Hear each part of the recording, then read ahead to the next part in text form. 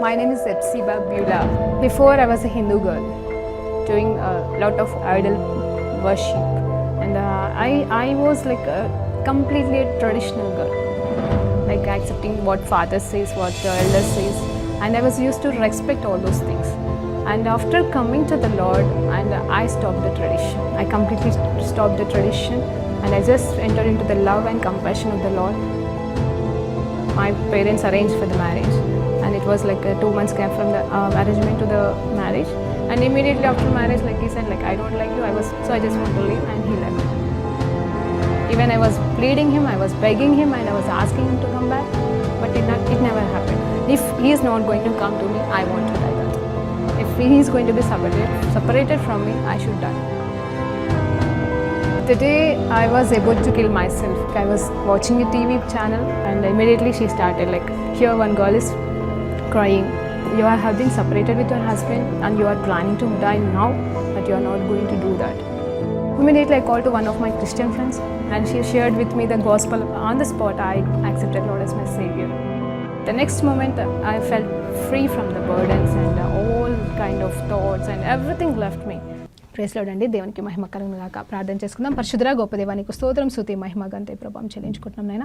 ఈ సమయంలో ఉన్న పాటను మీ పాస్ అనేది వచ్చేటకు మీరు మాకు ఇచ్చిన గొప్ప ధన్యతకే వందనాలు తండ్రి.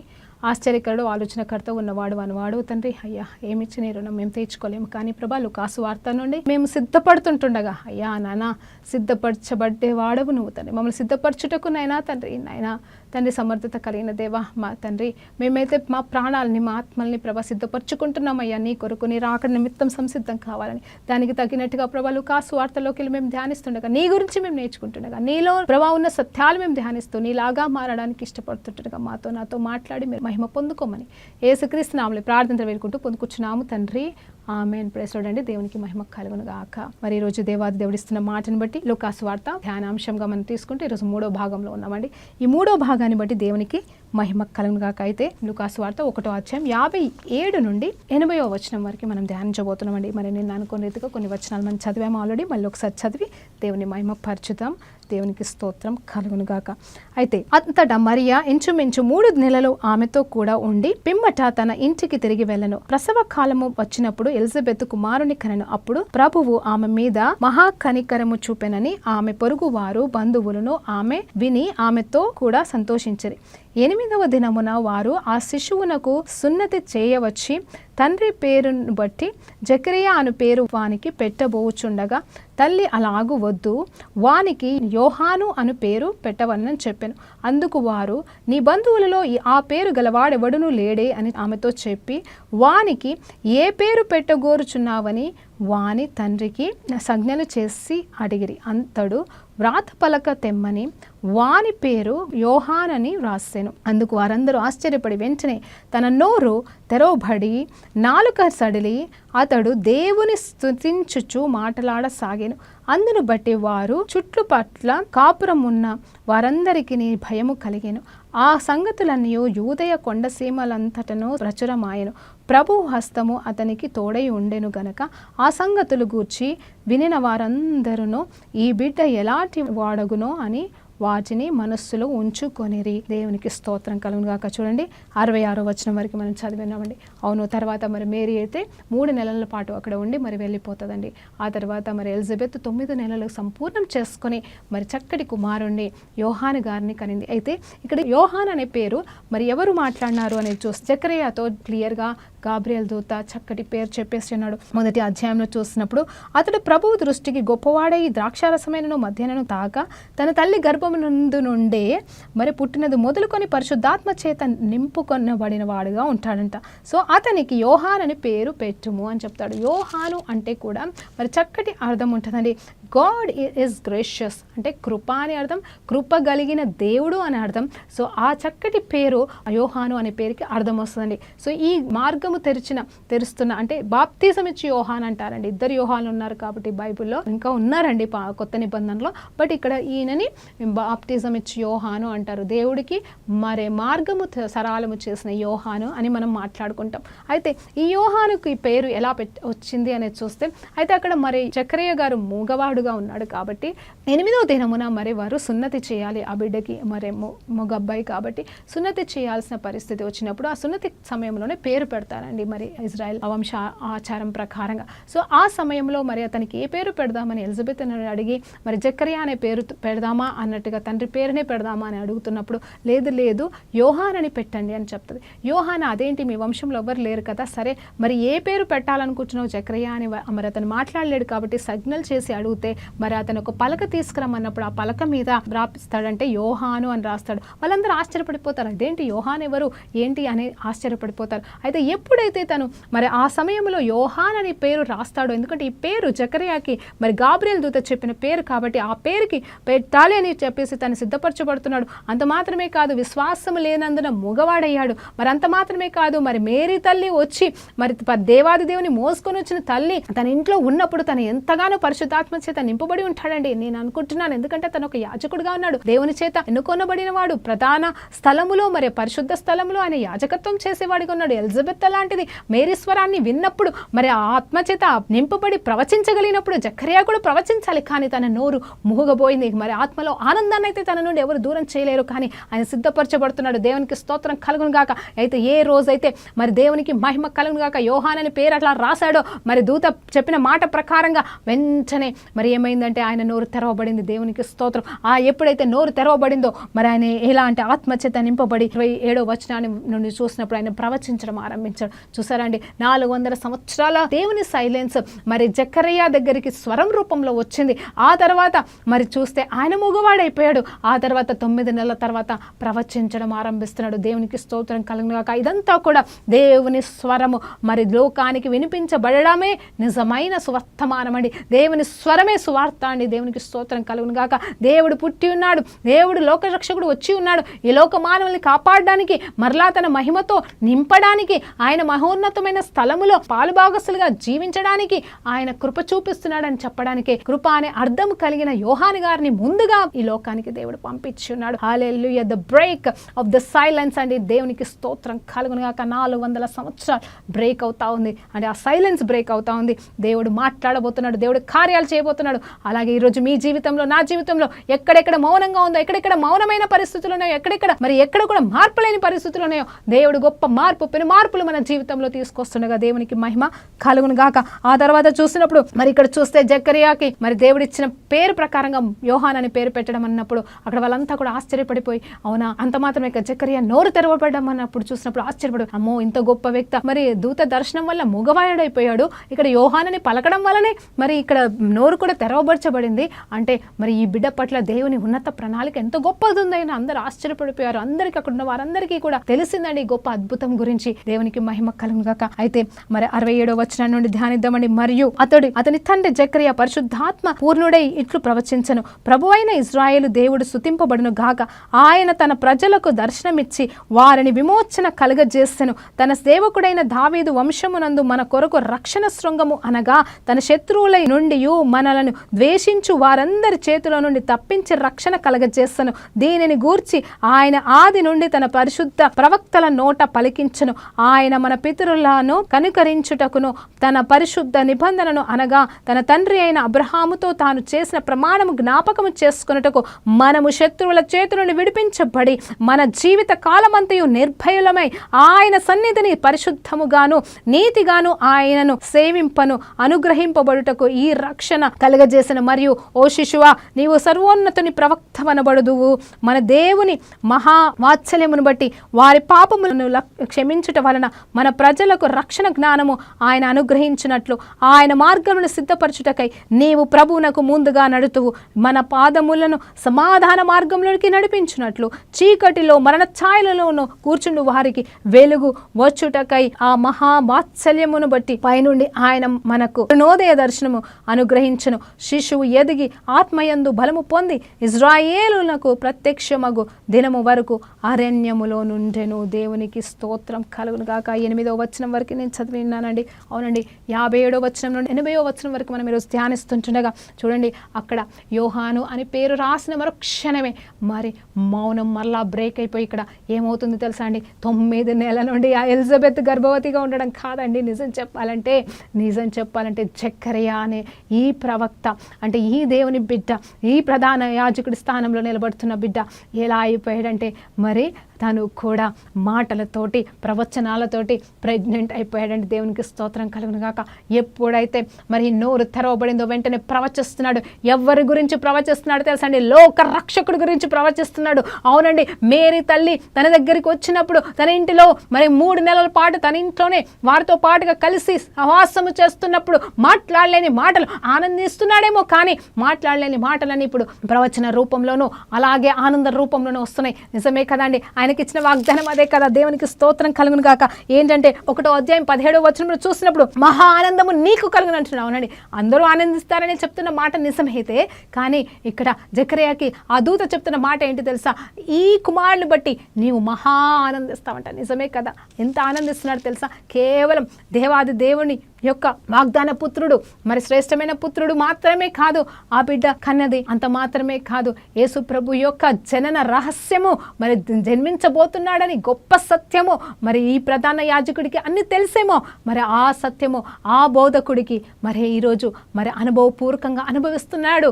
ఆ తండ్రి ఎక్కడున్నాడు తెలుసా? తన ఇంట్లోనే ఉన్నాడు. లోక రక్షకుడు తన ఇంట్లోనే ఉన్నాడండి 3 నెలల పాటు. అవునండి, తల్లి గర్భంలో దేవుడు పెట్టిన మరుక్షణమే ఆ బిడ్డకి జీవం వచ్చేసినట్టు అండి. 9 నెలలు కడుపులో ఉంటే కూడా జీవం ఉన్నట్టే. ఆ తల్లి గర్భంలో పెట్టిన క్షణం నుండి మరి నిజం చెప్పాలంటే బిడ్డ పుట్టినట్టే. అందరూ పుట్టిన తర్వాత మరి ఫస్ట్ డే అని కౌంట్ చేసి తర్వాత ఫస్ట్ బర్త్డే అంటారు. కానీ నిజం చెప్పాలంటే ఏ క్షణమైతే తల్లి గర్భంలో పెట్టబడుతున్నాడో మనకి తెలియదు కాబట్టి మరి ఆ 9 నెలలని మైనస్ చేసేస్తారేమో. కానీ దేవునికి మరి ఆ ఆయుష్ లెక్క, ఆ బిడ్డ యొక్క ఆయుష్ లెక్క అంటే తల్లి గర్భంలో పెట్టిన దినం నుండే లెక్క స్టార్ట్ అయిపోతుంది. దేవునికి స్తోత్రం కలుగును గాక. అందుకే కీర్తనకారుడు 139వ అధ్యాయంలో ఎంత చక్కగా మాట్లాడుతుంది. అసలు ఆలోచించలేను అని అంటాడు. తనని గర్భంలో పెట్టిన విధానము, మరి తల్లి గర్భంలో మోసిన విధానము, దేవుడు చెక్కిన విధానం అని వర్ణిస్తూ ఉంటాడు. నిజమే కదండి. అలాంటిది నిజంగా చెప్పాలంటే ఆ మేరీ తల్లి గర్భంలో ఉన్న యేసు ప్రభు వారి గురించి ప్రవచనాత్మకంగా పలుకుతున్నాడు. లోక రక్షకుడు వచ్చే ఉన్నాడు. ఇదిగో వాగ్దానం వచ్చేసిన దేవాది దేవుడు, ప్రభు అయిన ఇశ్రాయేలు దేవుడు స్తుతించబడును గాక. ఆయన తన ప్రజలకు దర్శనమిచ్చి వారికి విమోచన కలగజేసను. చూడండి, దర్శనమిచ్చాడు, విమోచన కలగజేశాడు. అంటే ఆల్రెడీ లోకరక్షకుడు పుట్టేశాడండి. మరి ఆయనకన్నీ తెలుసు కదా, ప్రవచనాలన్నీ తెలుసు, యెషయా గ్రంథంలో ఉన్న మాటలు తెలుసు, జకర్యా గ్రంథంలో ఉన్న మాటలు తెలుసు. మరి ఈయనకు అన్నీ తెలుసు కాబట్టి మరి ఆయన ఆల్రెడీ పుట్టి ఉన్నాడు కాబట్టి ఇంకా నెరవేర్చబడెను, అయిపోయింది. పుట్టినాడంటే ఇంక ఇవన్నీ జరిగినాయి. ఆయన ఏదో మళ్ళీ కార్యం చేయాల్సిన అవసరం లేదు, కానీ జరిగిపోయినాయి అని చెప్పేసి ప్రవచనాత్మకంగా జరిగినాయి అని చెప్పేస్తున్నాడు. దేవునికి స్తోత్రం కలుగును గాక. తన సేవకుడు అయిన దావీదు వంశము నందు మనకొక రక్షకుడు, రక్షక శృంగమును అనగా మన శత్రువుల నుండి మనల్ని దేశిస్తున్న వారి నుండి కాపాడుటకు మరి మన కొరకు ఎవరండి? రక్షణ కలుగ చేయుటకు, మనల్ని తప్పించుటకు మరి దేవాది దేవుడు పుట్టి ఉన్నాడని పలుకుతున్నాడని ప్రవచనాత్మకంగా పలుకుతున్నాడు. ఆయన మన పితరులను కనుకరించినట్టుగా తన పరిశుద్ధ నిబంధనను అనగా మన తండ్రి అయిన అబ్రహాముతో తాను చేసిన ప్రమాణమును జ్ఞాపకము చేసుకొనుటకు మనము శత్రువుల చేతి నుండి విడిపించబడి మన జీవిత కాలమంతయు నిర్భయములమై మరి ఆయన సన్నిధిని పరిశుద్ధముగాను నీతిగాను ఆయనను సేవింపను అనుగ్రహింపుటకు ఈ రక్షణ కలగజేసి ఉన్నాడని చెప్తున్నాడు. అవునండి, లోక రక్షకుడు ఆల్రెడీ భూమి మీదకి వచ్చేసినాడు, తల్లి గర్భంలోకి వచ్చేసి ఉన్నాడు. అవును, పుట్టడానికి ఇంకా 6 నెలల సమయం పడుతుండొచ్చేమో, కానీ ఆల్రెడీ పుట్టి ఉన్నాడు. దేవుడు వచ్చేసి ఉన్నాడు. ఇంకా రక్షణ ఆలస్యం లేదు. దేవుని చేసిన వాగ్దానాలకు ఇంకా ఆలస్యం లేదు. శత్రువు చేతి నుండి మనం విడిపించబడటకు ఆలస్యం లేదు. అవును, ఇన్ని సంవత్సరాల ఈ ఇజ్రాయేల్ యొక్క వేదన, భూమి అనుభవిస్తున్న ప్రసవ వేదనలు అన్నిటికీ ముగింపు వచ్చు కాలం వచ్చినదని మరి ప్రవచనాత్మకంగా చెప్తూ అలాగే తన కుమారుడు గురించి కూడా చెప్తున్నాడండి. ఈ తండ్రి ఏమంటున్నాడు తెలుసా? మరియు ఓ శిశువా, తన కుమారుడితో మాట్లాడుతున్నాడు. పుట్టి ఉన్నాడు, తన చేతిలో ఎత్తుకున్నాడు యోహాను గారిని. ఏమంటున్నాడంటే, నీవు సర్వోన్నతుని ప్రవక్తవనవడుదువు, మన దేవుని మహావాత్సల్యమును బట్టి వారి పాపములను క్షమించుట వలన తన ప్రజలకు రక్షణ జ్ఞానము ఆయన అనుగ్రహించున్నట్లు ఆయన మార్గములను సిద్ధపరచుటకు నీవు ప్రభువునకు ముందుగా నడుతూ అని చెప్తున్నాడు. చూడండి, మరి ఇదే కదా ఈ యోహాను గారిని ఎందుకు దేవుడు ముందుగానే లోకంలోనికి పంపి పంపించి ఉన్నాడు. 6 నెలల ముందే పుట్టి ఉన్నాడు. మరి క్లుప్తంగా ప్రతి ఒక్క మాటను మనం ధ్యానించబోతున్నాం. అయితే 6 నెలల ముందు పుట్టిన వాడే, కానీ యేసు ప్రభు కంటే ముందుగానే తన సేవని ఆరంభించి ఉన్నాడు. లోకంలో ఉన్న వాళ్ళతోని, అక్కడున్న వారితో, మరి ముఖ్యంగా గలీల ప్రాంతంలోను, అలాగే మరి యెరూషలేం ప్రాంతంలోను తను మాట్లాడుతున్నాడు. అంటే దాని గురించి మనం తర్వాత ధ్యానించినా కూడా మరి నేనేం చెప్పాలనుకుంటున్నానండి, ఇక్కడ చూస్తే మార్గము సరళము చెయ్యి, నువ్వు ఆ లోక రక్షకుడి యొక్క మార్గమును సరళం చెయ్యి. అలాగే ఇంకొక మాట చెప్తున్నాడు, పుట్టింది చిన్నవాడే, అప్పుడే పుట్టి ఉన్నాడు. అతని గురించి చెప్తున్న మాట ఏంటంటే, ఇదిగో మార్గము సిద్ధపరచుటకు. అవునండి, యెషయా గ్రంథంలో మరి ప్రవచనాత్మకంగా ఈ యోహాను గురించి పలకబడిన మాట మార్గము సరళము చేయువాడు మరి నీవే అని చెప్తున్నాడు. ఆ తర్వాత ఈ లోక మానవాళి యొక్క పాపములను క్షమించబడినని చెప్పుటకు కూడా మరి మా పాప క్షమాపణ కోరుకోండి అని చెప్పి కూడా నువ్వు ఇతరులని సిద్ధపరచుము అని చెప్తున్నా. అదే కదండి ఇప్పుడు మనం చేస్తున్న పని. మనం సిద్ధపరచబడుతున్నాము ఇప్పుడు. అవునండి, ఆయతపరచబడుతున్నాము. We are preparing for the second coming of God.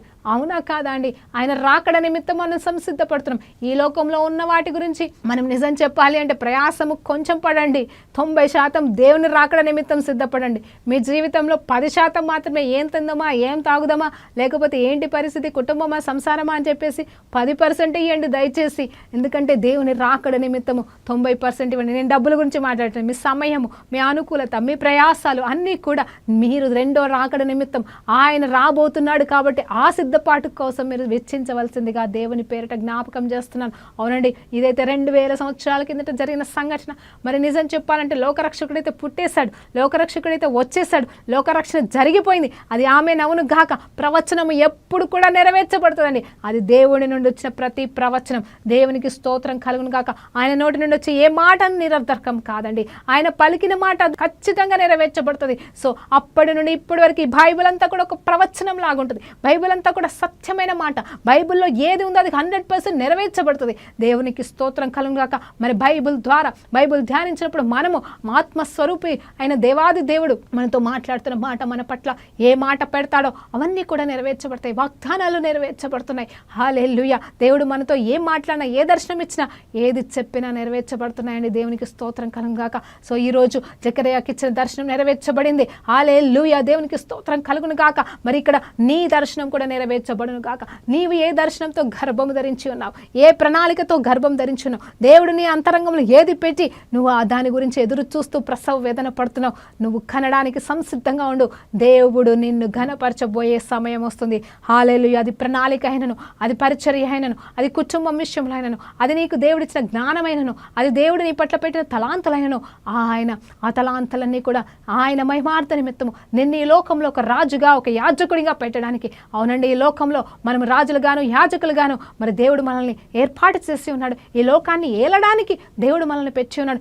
ఏలడం అంటే నిజం చెప్పాలి అంటే ఒక రాజదండనం అనేది కాదు, అంటే లేకపోతే అదే ఒక క్రుషియల్గా కాదు, ఇట్లలాగా కాదండి. అంటే బట్ కరుణ కలిగిన మరి దేవుని ప్రేమతో మనము ఈ లోకాన్ని ఏలే వారిగా ఉండాలి. దేవునికి స్తోత్రం కలుగును గాక. నువ్వు ఏ స్థితిలో ఉన్నా, ఏ పొజిషన్లో ఉన్నా కూడా మరి దేవాది దేవుడు ఆ రీతిగా మనల్ని పిలుస్తున్నాడు. ఆ తర్వాత చూసినప్పుడు ఆయన మార్గమును సిద్ధపరచుటకై నీవు ప్రభువునకు ముందుగా నడుతువు, మన పాదములకు సమాధానము మార్గములోనికి నడిపించునట్లు చీకటిలోని మరణ ఛాయలోనూ మరి కూర్చున్న వారికి నీ వెలుగు ఇచ్చుటకును మహావాత్సల్యమును బట్టి పైనుండి ఆయన మనకు అరుణోదయము దర్శనమును అనుగ్రహించెను. శిశువు ఎదిగి ఆత్మయందు బలము పొంది ఇజ్రాయేలునకు ప్రత్యక్షమగు దినము వరకు అరణ్యములో ఉండును. ఒక్కసారి ఈ వచనాన్ని ధ్యానిద్దామా. చూడండి, మార్గమును సరళం చేస్తున్నాడు, పాపములను ఒప్పింపచేయడానికి ఇక్కడ మరి యోహాను గారిని దేవుడు ముందుగా పంపించాడని జకర్యా ప్రవచనాత్మకంగా చెప్తున్నాడు. నేను నమ్ముతున్నాను ఏంటంటే మరి తర్వాత అధ్యాయంలో చూసినప్పుడు ఆయన ఎలా ఎదిగాడు, ఎలా పెంచబడ్డాడు, తల్లిదండ్రుల ద్వారా ఎలా ఎదిగించబడ్డాడు అనేది మనం చూడొచ్చండి. దేవునికి స్తోత్రం కలుగును గాక. హల్లెలూయా. రీఖవ షేంద్రని కాసిక తురీకర. ఒక్కసారి మరి ఆలోచన చేస్తే మార్కు సువార్త 1వ అధ్యాయం 6వ వచనాన్ని మనం ధ్యానిస్తే అక్కడ ఏముంటుంది తెలుసండి. దేవాది దేవుడు మరి అక్కడ మార్కులో ఎవరి గురించి రాపిచ్చాడంటే ఈ యోహాన్ గారి గురించి రాపిస్తాడండి. ఏమని ఉంటుందో తెలుసా, ఆయన ఆహారం అంట. చూడండి ఇక్కడ తల్లిదండ్రులు బిడ్డల్ని ఎలా పెంచాలో అనేది మనం మీరు ధ్యానిద్దామండి.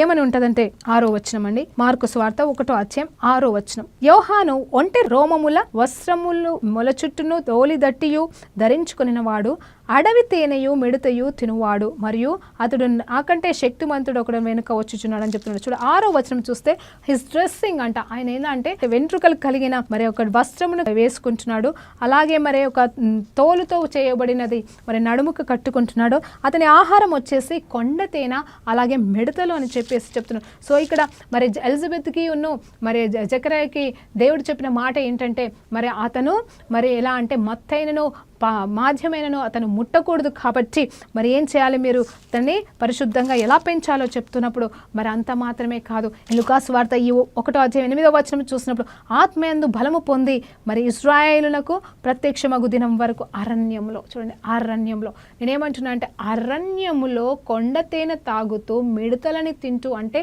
ఇంకా శ్రేష్టమైనది ఇంకేదీ తినట్లేదు, ఏ ఆహారము తినట్లేదు. కొంచెం వయసు వచ్చిన తర్వాత అతను తన్ను ప్రత్యేకించుకొని మరి అడవిలోకి వెళ్ళిపోయాడు, అరణ్యంలోకి వెళ్ళి. అరణ్యం అంటే అడవి అని కాదండి, అరణ్యం అంటే మనుషులు లేని చోట. చూడండి జకరియా మౌనమైపోయి ఇంట్లోనే ఉంటున్నాడు, ఎలిజబెత్ మౌనమైపోయి కొన్ని నెలల దాకా బయటికే రాలేదు, మేరీ కూడా తను ఆలోచన కొన్ని రోజులు మౌనంగానే పెట్టుకుని ఉంటుంది. ఆ తర్వాత చూస్తే ఇక్కడ మరి అరణ్యం అంటే కూడా మరి ఎవరు లేని చోట ఆయన తిరుగులాడుతూ ఉన్నాడు, సిద్ధపరచబడుతున్నాడు. ఎస్, ఏందు నిమిత్తము సిద్ధపరచబడుతున్నాడు అనేది మనము 3వ అధ్యాయం ధ్యానించినప్పుడు మరి నేర్చుకుందామండి. అయితే ఇక్కడ ఆయన తింటున్న ఆహారము శ్రేష్టమైనదే కానీ అపవిత్రమైనది కాదు, మరి బలము కలిగినదే కానీ మరి ఆయన కేవలం శారీరక బలం మాత్రమే కాదు, ఆత్మయందు బలము పొందుతూ ఎదుగుతున్నాడంట. అంత మాత్రమే కాదు, చీకటిలో ఉన్న వారికి వెలుగు చూపించడానికి సిద్ధపరచబడుతున్నాడు. అంటే ఈ తల్లిదండ్రులు ఆ రీతిగా అతన్ని పెంచుతున్నాడు. దేవుడు ఏ రీతిగా పెంచాలని చెప్పి ఉన్నాడో, వారికి ఆజ్ఞాయించి ఉన్నాడో, మరి ఏ ప్రణాళిక నిమిత్తము మరి ఈ యోహానుని దేవుడు భూమి మీదకి తీసుకొచ్చి ఉన్నాడో ఆ ప్రణాళిక చొప్పున సిద్ధపాటు అనేది జరుగుతుంది. అవునండి, సిద్ధపరచాలండి తను ఇతరులని. అయితే తనే ముందు సిద్ధపరచబడుతున్నాడు. ఎంతవరకు అంటే దేవుని వాక్యము తన దగ్గరికి వచ్చేంతవరకు అంట. చూడండి, పరిశుద్ధాత్మ చేతనే నింపబడి ఉన్నాడు. హల్లెలూయా. పరిశుద్ధాత్మ చేత నింపబడి పరిశుద్ధాత్మ చేతనే మరి తను పుట్టి ఉన్నాడు. పరిశుద్ధాత్మను నిత్యము మోసుకుంటున్నాడు. పాత నిబంధనలు చూసినప్పుడు పరిశుద్ధాత్మ వారి మీదకి వచ్చినప్పుడు వాళ్ళు ప్రవచించడము, కొన్ని కార్యములు జరగడము, దేవుని సన్నిధి వచ్చి వెళ్ళిపోవడం అనేది జరిగిందండి. కానీ ఇక్కడ చూసినప్పుడు ఆయన కంప్లీట్గా పరిశుద్ధాత్మ చేత నింపబడి పరిశుద్ధాత్మ చేత మరి ఆవరించబడి ఉన్న ఈ ప్రవక్త చిన్ననాటి నుండే మరి ఆ పరిశుద్ధాత్మ చేతనే ఎదుగుతూ పరిశుద్ధాత్మలోనే ఆనందిస్తూ ముందుకు సాగుతున్నాడు. అలాగే ఒక్క మాట కోసం ఎదురు చూస్తున్నాడు, దేవుని వాక్యం కొరకు ఎదురు చూస్తున్నాడు. హల్లెలూయా. దేవునికి స్తోత్రం కలుగును గాక. నేను ఈ మాట ఎందుకు చెప్పాలనుకుంటున్నానండి, పరిశుద్ధాత్ముడు వాక్యము రెండు ప్రాముఖ్యమైనది. వాక్యం ఉంటే పరిశుద్ధాత్మ లేకపోతే వ్యర్థం. ఇప్పుడు మనం వాక్యాన్ని ఎంత ధ్యానించా కానీ పరిశుద్ధాత్మ దేవుడు మనకు అర్థం చేపించకపోతే మన జీవితాలు మనకి అర్థమయ్యే కావండి. అయితే మనకు అర్థం చేపించే పరిశుద్ధాత్మ దేవుడు మనలో ఉండాలి. అలాగే ఆ వాక్యము మనకు కావాలి.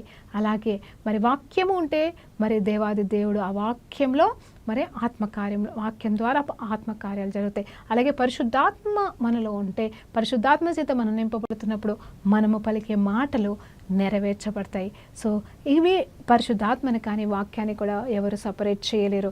కానీ ఇక్కడ మరి ఈ యోహాను గారికి పరిశుద్ధాత్మ ఉన్నాడు కానీ మరి వాక్యం అనేది ఇంకా తన దగ్గరికి రాలేదు. ఎస్, వాగ్దానం ఉంది, ప్రవచనం ఉంది, దర్శనం ఉంది, ప్రణాళిక ఉంది, కానీ వాక్యం అనేది ఇంకా తన దగ్గరికి రాలేదని ఈరోజు మీకు జ్ఞాపకం చేస్తున్నాను. 3వ అధ్యాయాన్ని మనం ధ్యానించినప్పుడు మరి దేవుని వాక్యము తన దగ్గరికి వచ్చినప్పుడు తను అప్పుడు ప్రారంభించాడంట తన పరిచర్య.